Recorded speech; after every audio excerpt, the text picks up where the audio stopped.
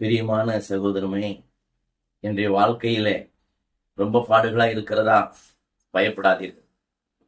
ஆண்டவர் சொல்லியிருக்கிறார், உனக்கு எப்படிப்பட்ட துன்பமா இருந்தாலும், எப்படிப்பட்ட துயரமா இருந்தாலும், எப்படிப்பட்ட வியாதியா இருந்தாலும் பயப்படாதே. ஏனென்றால் மத்தேயு 11 சுமை சுமந்து சோர்ந்து போன சகோதரனே, சகோதரியே, என்னிடத்தில் வா, இறைக்க வைத்து விடு, சொல்லு, அந்த பிரச்சனையை சொல்லு, நான் அதை அப்படியே மாற்றுவேன் என்று சொல்லுகிறார். என்னாகமத்தில் பார்க்கிறோம், மோசேவும் ஆரோனும் பெரிய இக்கட்டில் மாட்டிக்கொண்டார்கள். தண்ணீர் இல்லை, மக்கள் சாகிறார்கள், கல்லெடுத்து அடிக்க போகிறார்கள் என்ற நிலையில ஆண்டவரிடத்துல போய் சொன்னார்கள். அவர் சொன்னார், நீ பயப்படாதே, அந்த பாறை இடத்துல போய் பேசு என்று சொன்னார்.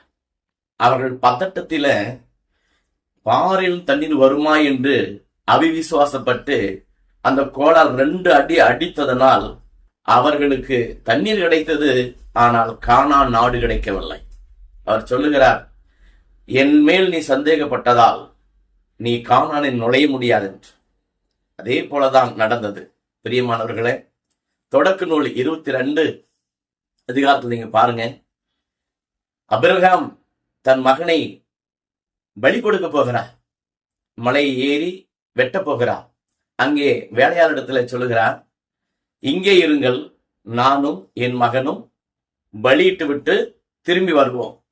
என்னங்க இது விசுவாசம்? என்ன நம்பிக்கை இது? ஆண்டவர் மேல் வைத்த ஒரு பற்று. வெட்டுவோம் தெரியும், உனக்கு முன்னால் இருக்கிற பாடுகள் முடியாது, வாழ முடியாது என்பது தெரியும், ஆனாலும் நீ வாழ்வாய்.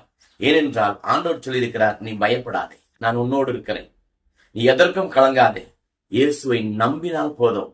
அந்த ஆபிரகாம் போனார், பலியிட்டார், மீண்டும் மகனோடு வந்தார். அதே போலதான் உன்னை விழுங்கக்கூடிய, உன்னை மூழ்கடிக்கக்கூடிய பிரச்சனை இருக்கலாம், இயேசுவை நம்பினால் போதும், அவருடைய கைவிடவே மாட்டார்.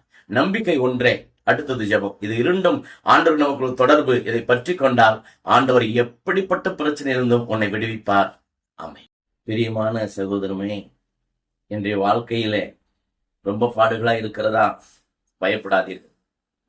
ஆண்டவர் சொல்லியிருக்கிறார், உனக்கு எப்படிப்பட்ட துன்பமா இருந்தாலும், எப்படிப்பட்ட துயரமா இருந்தாலும், எப்படிப்பட்ட வியாதியா இருந்தாலும் பயப்படாதே. ஏனென்றால் மத்தேயு 11 சுமை சுமந்து சோர்ந்து போன சகோதரனே, சகோதரியே, என்னிடத்தில் வா, இறைக்க வைத்து விடு, சொல்லு, அந்த பிரச்சனையை சொல்லு, நான் அதை அப்படியே மாற்றுவேன் என்று சொல்லுகிறார். என்னாகமத்தில் பார்க்கிறோம், மோசேவும் ஆரோனும் பெரிய இக்கட்டில் மாட்டிக்கொண்டார்கள். தண்ணீர் இல்லை, மக்கள் சாகிறார்கள், கல்லெடுத்து அடிக்க போகிறார்கள் என்ற நிலையில ஆண்டவரிடத்துல போய் சொன்னார்கள்.